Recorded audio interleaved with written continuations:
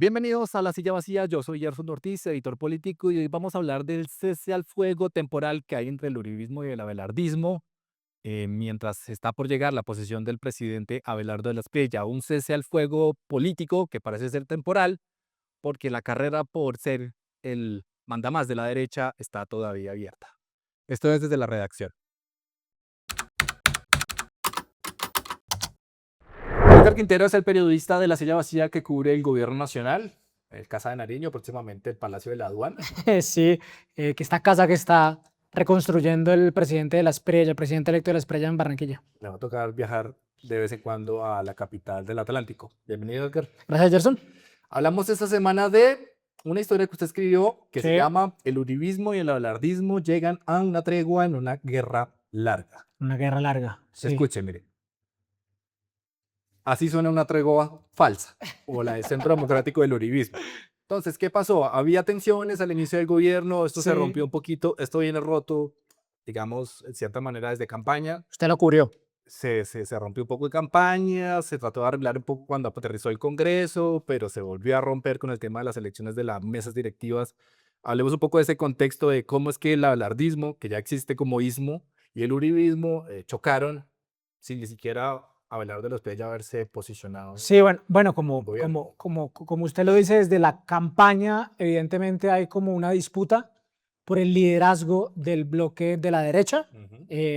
Acuérdese esas tensiones entre la campaña de Abelardo y la campaña de Paloma Valencia, junto a su fórmula Daniel Oviedo, y lo agresivo que fue el entorno de Abelardo de la Espriella para atacar esa fórmula. Por supuesto, era como su competidor para ganarse ese ticket de la oposición para enfrentar a Iván Cepeda. Recuerde cómo los llamaron, los llamaron woke, ¿no? Los llamaron izquierdistas. El club del 1% cuando estaban en la Sí, consulta con los demás del centro. dijeron que había una alianza, el llamado Petro-Uribismo, ¿no? Entonces, eso viene, digamos, con mucha atención desde la campaña presidencial. Cuando se posesiona, perdón, cuando es elegido Abelardo, continúa con muchos choques entre ellos.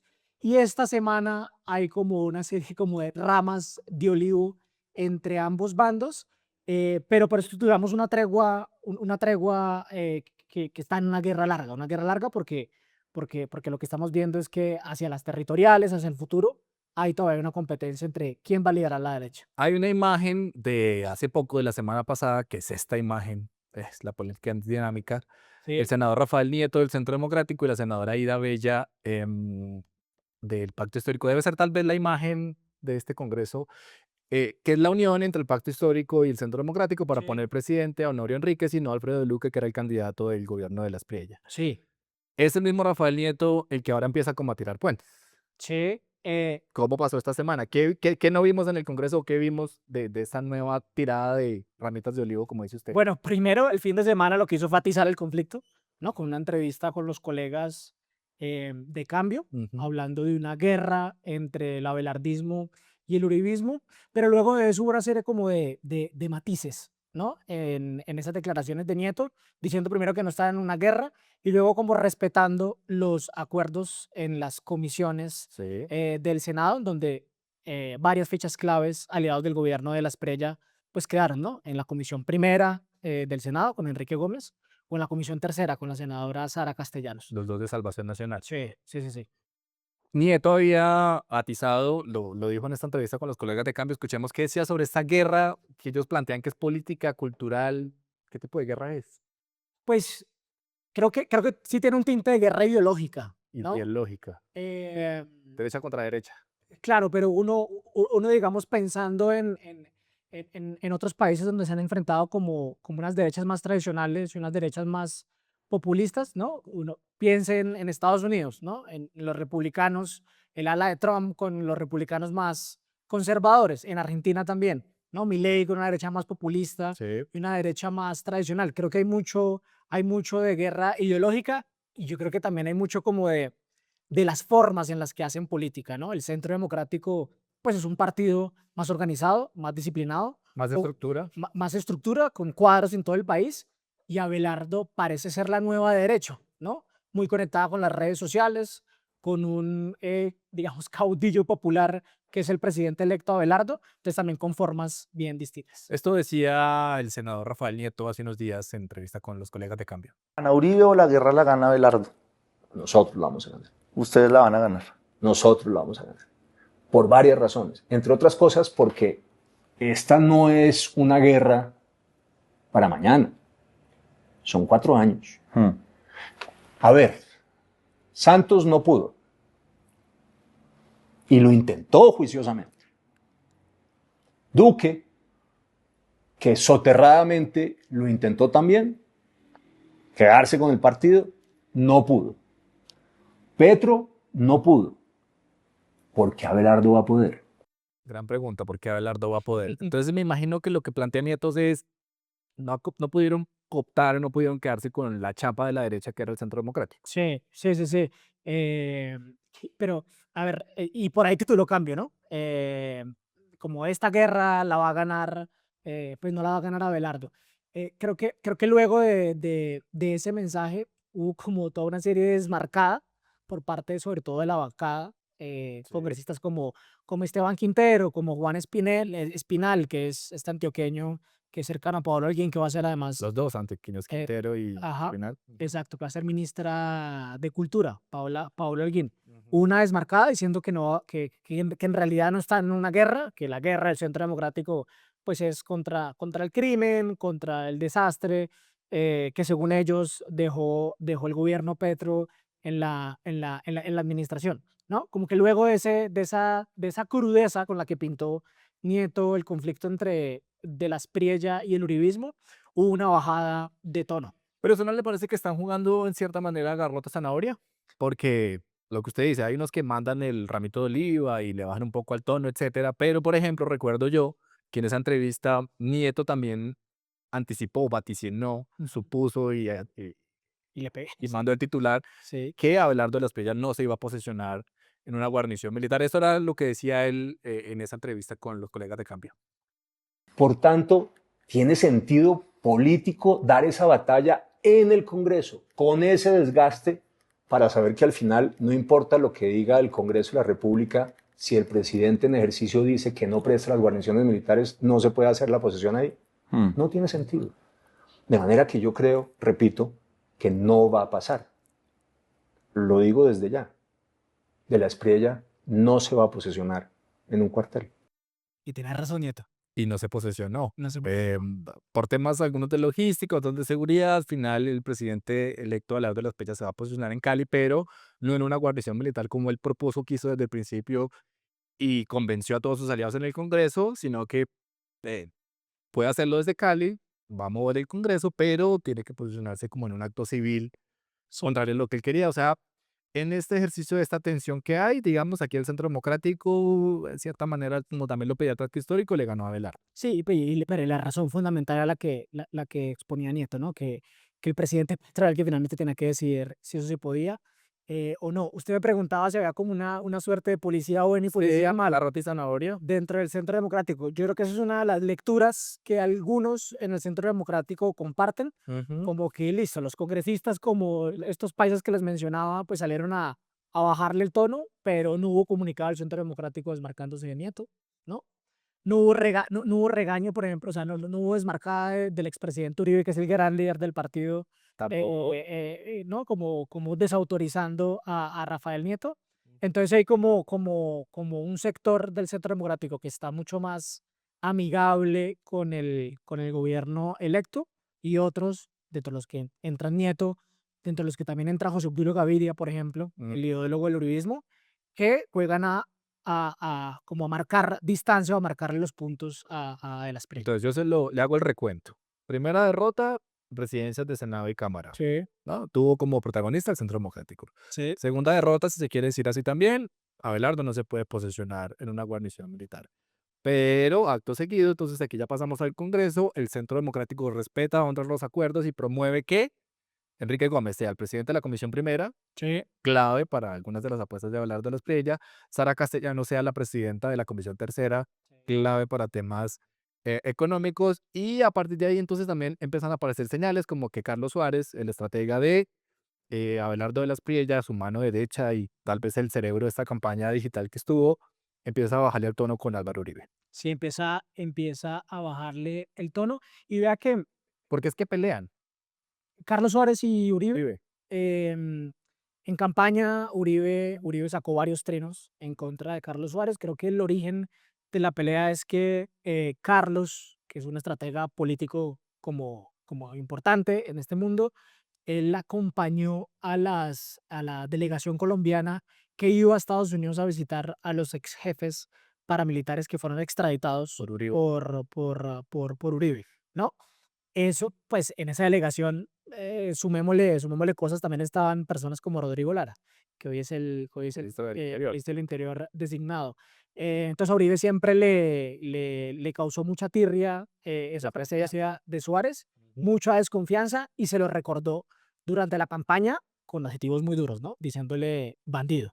Por ahí estaba Trino, de Álvaro Uribe. Si quieres recogémoslo, Nicolás, de una vez. Ah, mira, ahí está. Carlos Suárez se convirtió en bandido mientras sus defendidos se resocializaban. Además, con una sociedad suya, financió videos difamantes como vincular a mi familia con negocios con el partido. Es un cobarde solapado que limpia imagen con marketing político sucio fuerte. Es mejor ser un viejo como yo, si se quiere un fósil, que luchó por la democracia y por la patria, que un bandido solapado que pretende limpiar su imagen como Carlos Suárez. Sí, ahí dice lo de fósil porque Suárez, no recuerdo cuál era exactamente el tuit, Ajá. pero Suárez Una entrevista con Semana. sí, básicamente le dijo a Uribe, al expresidente Uribe, que era un fósil de la política. Entonces, había esa pelea, esa tensión.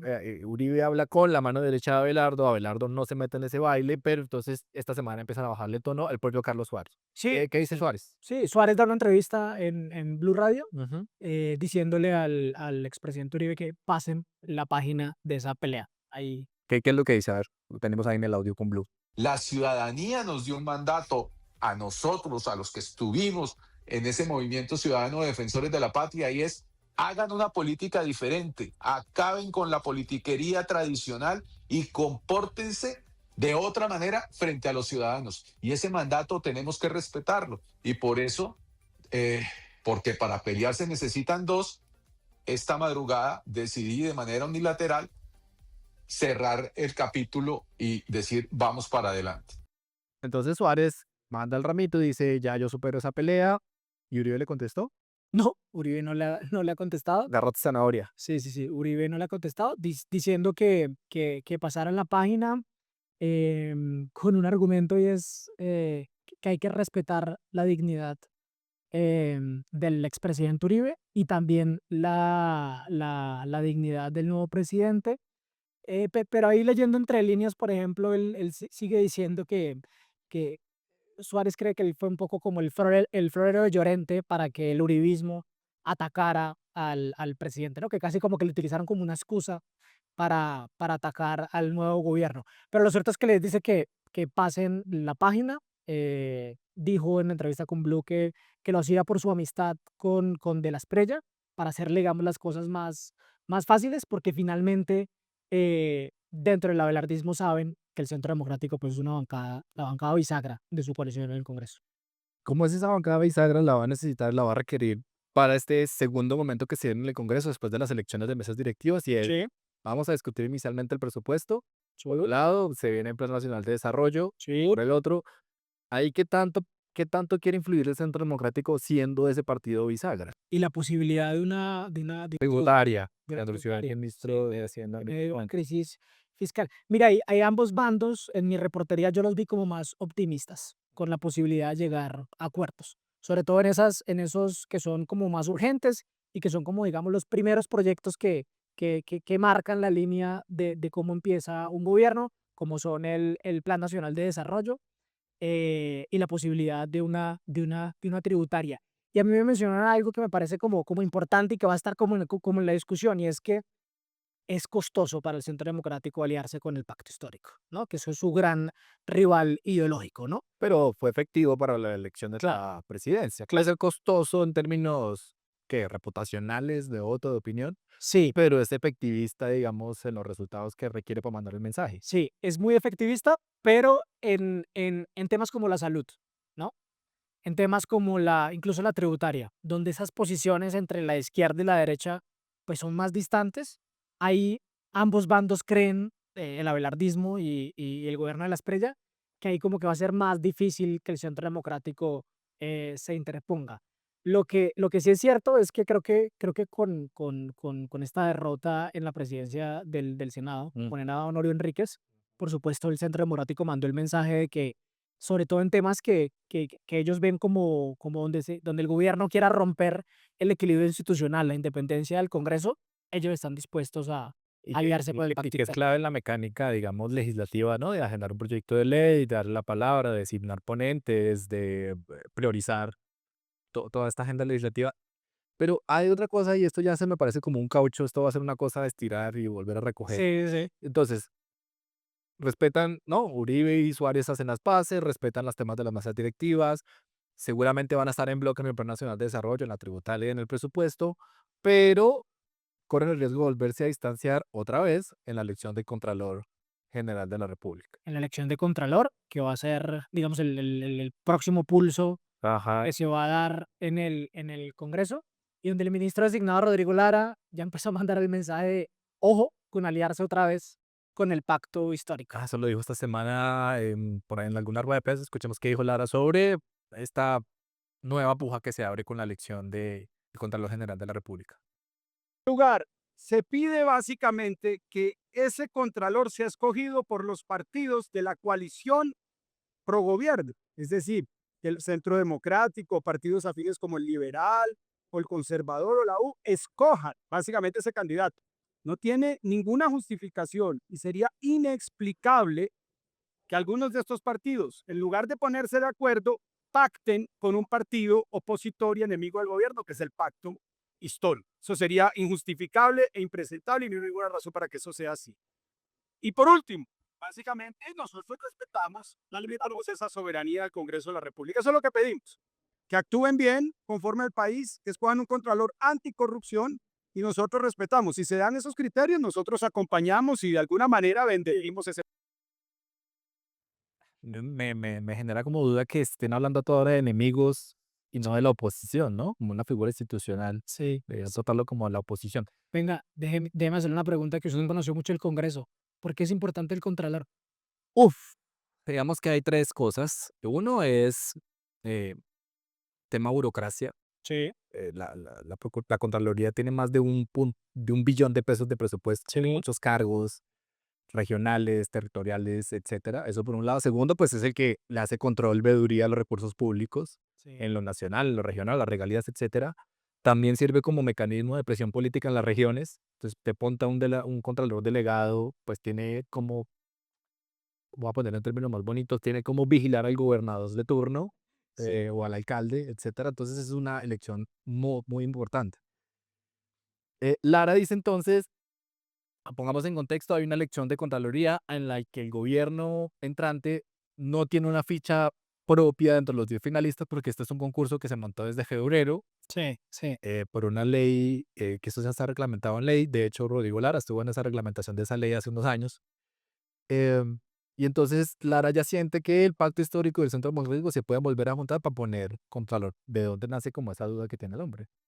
Pues yo creo que nace del antecedente Ajá. que tenemos con la presidencia del Senado, ¿no?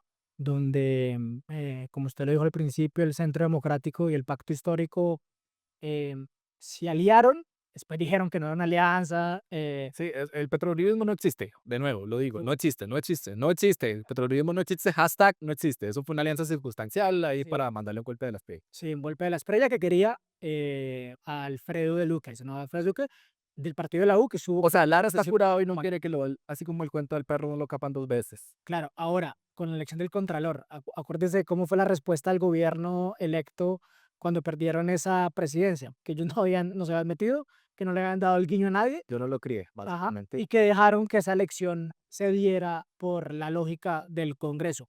Vamos a ver si aplican lo mismo para esta elección. Entonces, lo que hay por ahora es que los números asusan un poco la teoría de Lara. Entonces, el Contralor General de la República lo elige el Congreso en pleno, 183 representantes de la Cámara, más 103 senadores, eso nos da 286, el que tenga la mitad más uno es el ganador. Hay 10 finalistas que hicieron un concurso de méritos públicos, pruebas de conocimientos, y están ahí estos 10. que fueron, digamos, filtrados por todos los partidos políticos. Hay representación de todos los partidos políticos. Hay gente del Pacto, hay gente del Verde, hay gente uribista, hay gente del procurador Gregorio Hash, hay gente del Contralor saliente. Y entonces, como lo eligen los 286 en el Congreso Pleno, bueno, hay que quitarle a Guaidó Mansur, que la área más rica que todavía no se han posicionado. Entonces, 284 bajo el número. Entonces, eso significa que el que vaya a ganar necesita sacar mínimo 143 votos. Ajá. Si uno suma los votos del Centro Democrático y del Pacto Histórico, Sí, está cerca. sí, sí. Hagamos la cuenta aquí rapidito. Yo le voy contando y usted me va diciendo si tengo razón o no. Empecemos por lo del pacto, que son 26 con el Entonces, senador Iván y por Cepeda. encima, 26 de Pacto Histórico en el Senado. Sí, ¿Cuántos del Centro Democrático hay en el Senado? Hay 17. 17. Esto es solamente Senado, Centro Democrático. Si usted se pasa a la Cámara del Pacto Histórico tiene 39 más otras curules como afines, puede llegar como a 45. sí. Y el Centro Democrático tiene en la Cámara de Representantes 30 en promedio, más o menos, puede juntar otros más.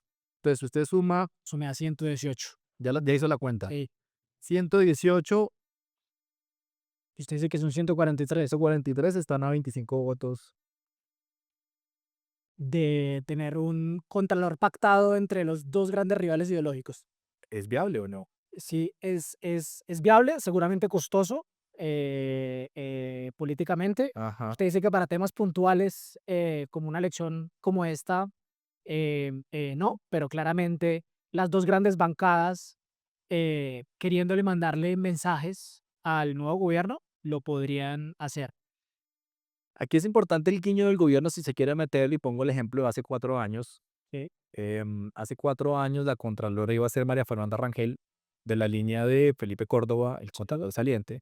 Tenía el respaldo de todos los partidos políticos, todos. Sí. Mauricio Gómez, ahora nuestro ministro designado de Comercio, era como el gran promotor. Y faltando 2 días, el gobierno dijo, no, yo no quiero que sea Rangel. Sí.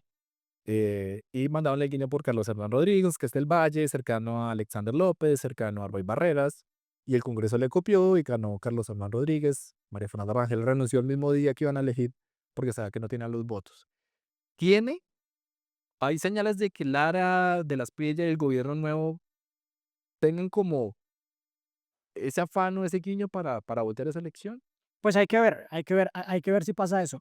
Lo cierto es que, mire, usted me acordó de una frase ahí de una entrevista con Carlos Suárez, cuando le preguntan, ¿usted está haciendo las paces con Uribe para mejorar la gobernabilidad de las Priella en el Congreso? Pensando justamente en Cosas como esta. no como el Contralor. Y él dice, no, no, porque así es como piensa la vieja clase política, ¿no? Como contando votos para nombrar, a cierto cargo, y de la Espriella no piensa así, o el gobierno de la Espriella se eligió para no pensar así, ¿no? Bajo como esta autopercepción que ellos tienen de que tienen una conexión con el pueblo colombiano directa y Que la genuina, ajá, y que no van a jugar como a estos cálculos que ellos llaman politiqueros, pero que usted sabe por su experiencia en el Congreso, que es como la política usual y que es muy importante para la lógica del Congreso. Pero hay una cosa, y es que aunque este gobierno quiere como centralizar las comunicaciones, tener como unos voceros y mantener una sola línea, entonces Carlos Suárez sale con esto y el ministro Lara sale pidiéndole a los partidos de gobierno que por favor se junten y pongan contralor. Sí, claro. Hay como un cortocircuito. Claro, yo creo que las contradicciones que vamos a ver en la narrativa del nuevo gobierno, porque sobre todo es un gobierno que llegó pegándole mucho a los partidos políticos, ¿no? Es un gobierno que llegó pegándole al establecimiento y que quiere decirle a los colombianos que sus prácticas no son las de la vieja clase política, y yo creo que esa narrativa del gobierno de la Espriella, ¿no? De que ellos no son politiqueros, de que ellos no están haciendo cálculos y tomando decisiones pensando en el Congreso, va a ser uno de los flancos de ataques que le van a dar al Centro Democrático en esa disputa por el liderazgo de la derecha. Usted me la planteó al principio y la dejamos ahí como en stand-by, es que se vienen las regionales. Sí, Entonces el Centro Democrático en su resurgimiento, porque digamos que políticamente cada 4 años la gente está jubilando al expresidente Uribe y pues no, siempre como que se reinventa y algo hace. Parte del éxito que tuvo el Centro Democrático en esta elección del Congreso, que fue recuperar curules en los dos lados, fue tener a Uribe haciendo giras por todo el país. Pero al tiempo, el presidente electo Abelardo Lasprilla tiene casi listo su tema de Defensores de la Patria como partido político Sí. en el que muchos dirigentes regionales se están plegando. ¿Cómo conviven esas tensiones? Ya la vimos en presidenciales, pero ¿cómo conviven esas tensiones para el tema regional? Usted pone un ejemplo en su historia y es Antioquia, ¿no? Que lograron convivir con Federico Gutiérrez, la alcaldía de Medellín, siendo rivales. Sí, sí, sí. Sí, los más optimistas creen que, que listo, van a ser como distintos, pero la competencia como electoral va a ser respetuosa. Y el ejemplo es como compite el Centro Democrático con Federico Gutiérrez, que tiene otro grupo político que llama Creemos, en la alcaldía de Medellín. Acuérdese que en la última regional, Federico es decisivo para que el Centro Democrático gane por primera vez la gobernación de Antioquia con Andrés Julián Rendón, ¿no? Entonces hay como una suerte de competencia, pero también alianzas electorales. Pero puede ser que no sea respetuosa, ¿no? Y puede ser que la competencia sea mucho más cruda. Usted lo dijo, esto va a salir lo de defensores de la patria, ¿no? Eso necesita del aval del Consejo Nacional Electoral. Consejo Nacional Electoral. Ahí también vamos a ver cómo se van a, ¿no? Cómo se van a relacionar Salvación Nacional con el liderazgo histórico de la familia Gómez y el nuevo partido Defensores de la Patria. Creo que ahí adentro piensan que lo lógico es que van a competir juntos el Van en próximo año, sí, que van en bloque, mientras el Centro Democrático pues compite por otro lado. Ahora, el antecedente del Centro Democrático en 2023 no es tan bueno para ese partido. Ahí no les fue tan bien. Pero yo creo que pues las regionales, usted sabe, pues tienen otra lógica, ¿no? Las alianzas son distintas, los poderes regionales son claves, ¿no? Uno ve como alianzas variopintas entre diferentes partidos, pero esa va a ser como una de las grandes competencias, sobre todo teniendo en cuenta que, que ahí es donde de verdad como que se organiza la estructura de un partido, ¿no? En las regionales. Ay, me acordé de Fico. De todas maneras, aunque compiten juntos de una manera respetuosa, hay gente del Centro Democrático que le cobra a Fico Claro, claro. haber perdido por lo menos 3 curules en la lista del Senado, porque los 300.000 votos que sacó Creemos, si hubieran estado en la lista del Centro Democrático al Senado, le hubiera permitido al Centro Democrático tener 20 senadores, por ejemplo. Hay gente del Centro Democrático que todavía le recuerda eso a Fico, entonces también hay como en este gobierno hay tensiones con esos sí, con esas vertientes de la derecha. Ojo, y no solo le critican a Fico eso, sino también un poco a veces dicen que creemos, pues sin la figura de Federico Gutiérrez, él en el tarjetón, muchas veces no es nada y no jalona, y lo vimos en las elecciones del Congreso, ¿no? No pudieron entrar al Senado y solo tuvieron representación en el Congreso por Antioquia. En cambio, el Centro Democrático, pese a tener la figura que tiene con el expresidente Uribe, creo que se ha logrado como una disciplina ideológica, una disciplina del partido que les ha permitido como ir más allá del expresidente. Pero fíjese usted las paradojas. Entonces, Creemos no saca lista, no logra curules en el Senado, tal vez una en la Cámara, que es el primer vicepresidente. Simón Molina, Molina, no Bolívar, no Bolívar. Pero tiene 2 ministerios. tiene 2 ministerios. La Claro. hermana de Fico, Claro, Juliana Gutiérrez, que es la ministra del Deporte, sí. y Natalia Natalia López, la nueva ministra de Trabajo, la que también fue trabajo, candidata a lista al Senado. sí. ¿Cuántos ministros tiene el Centro Democrático? Tiene, tiene a una ex militante que salió muy peleada del partido, como Paola Holguín, ¿no? Que eso fue otra de las señales que cayó muy mal dentro del Centro Democrático, como premiando a quienes se les rebelaron a la disciplina del Centro Democrático. Entonces sí, hay un desbalance en el gabinete frente a las derechas que apoyan a Abelardo, donde por supuesto la casa Fico, si la pudiéramos llamar así, Casa Conquista. y la casa Char son las que están más representadas. Hay una frase al final de su historia, usted que es ciclista aficionado y Juanse, nuestro productor que también monta bicicleta todos los días, y dice así: nosotros tenemos al Pogáchar de la política colombiana, con el que hemos ganado 5 Tours de Francia, se refieren a Álvaro Uribe. Otros son buenos solamente para las clásicas de un día o dos, la firma José Obdulio Gaviria. Sí, José Obdulio Gaviria, senador durante 8 años por el Centro Democrático, cercano al expresidente Uribe como su ideólogo, y ahí está como retratada la frase de que esto es una guerra larga, ¿no? O esto es una competencia de varias etapas donde habrá montaña, donde habrá diferentes dificultades, en las que creo que el uribismo se siente mucho más preparado, con más experiencia, con más estructura para encarar esa competencia frente a los clasicómanos de la Espriella que con su experiencia y con su juventud puede que no sean capaces de ganarle al Centro Democrático. Ahora, creo que eso es una frase arriesgada de José Obdulio, porque creo que como hemos visto en muchos países, pues el mundo ha cambiado, estos fenómenos políticos no son simplemente pasajeros, sino muchas veces rebarajan todo el juego dentro de un bloque político. ¿Quién será el Benguegar? Ahí. ¿Quién será Lega? No sé, me dejan la duda, pero es una buena frase de José Obdulio que la deja ahí picando en punta. Edgar, gracias por pasar por Gerson, muchas gracias. cucuteño él, ciclista, hombre de mucha filigrana política. Mucha región para este gobierno que nos va a hacer viajar bastante. Barranquilla, ¿no? Barranquilla, Cali primero y después Barranquilla. luego Barranquilla. Esperemos que sea así. Va a coronar muchas millas. A ustedes muchísimas gracias por estar por aquí. Yo soy Gerson Ortiz. Sigan conectados aquí a La Silla Vacía. Denle like, comenten, suscríbanse, compartan. Haga llegar este contenido a más personas. Aquí tratamos de analizar la política de una manera muy fresca, muy juvenil, pero siempre con mucha reportería. A ustedes muchísimas gracias por pasar por acá.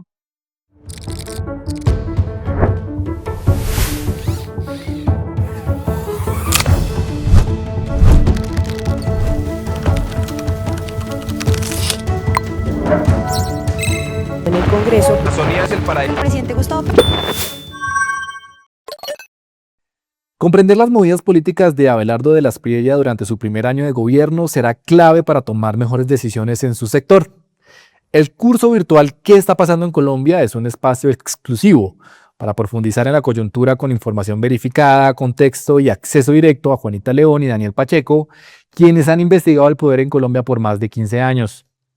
A partir de agosto y durante un año podrá asistir a encuentros mensuales de 2 horas, analizar los hechos más importantes, resolver sus inquietudes en espacios de confianza y comprender mejor el panorama nacional bajo el nuevo gobierno. Manténgase un paso adelante en el análisis de la política colombiana y tome mejores decisiones con información independiente y análisis experto. Conozca todos los detalles en lasillavacía.com/sillacursos.